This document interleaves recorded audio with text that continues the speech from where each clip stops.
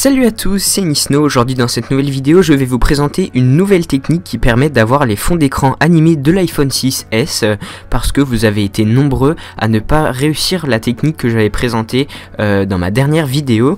Donc pour cela, il va falloir ajouter une petite source sur Cydia, elle sera dans la description de la vidéo, et installer le tweak Live Wall Enabler.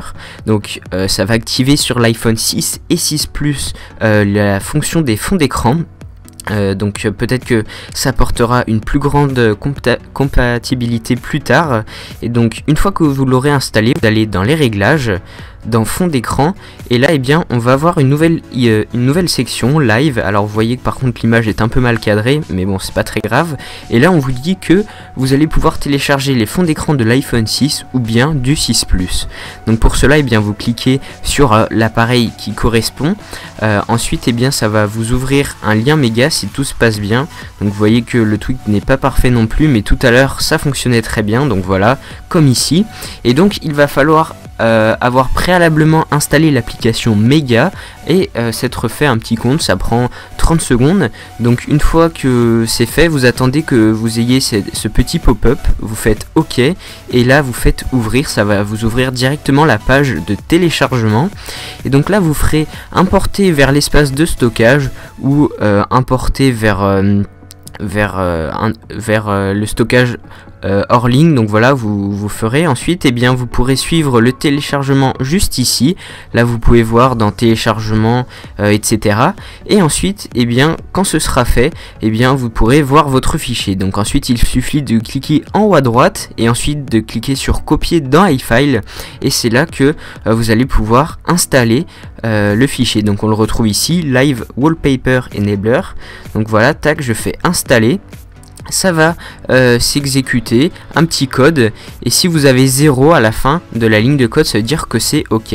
Ensuite c'est très simple, vous retournez dans vos fonds d'écran.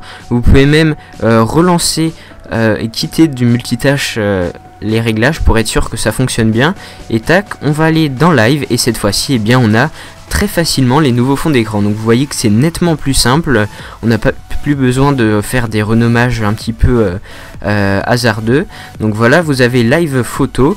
Alors par contre donc voilà, moi c'est déjà défini, l'animation est un petit peu différente, c'est-à-dire que déjà je la trouve nettement plus fluide, moins flou.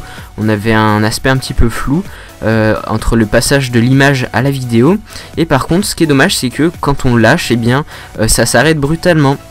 Donc par exemple là, si je reste jusqu'au bout, ça se bloque, et si je laisse, ça s'arrête brutalement. Donc c'est un petit peu dommage. C'était mieux quand il y avait une transition un peu floue, mais bon, on ne peut pas tout avoir. Donc par exemple avec celui-ci, tac, écran verrouillé, et donc vous allez voir ça.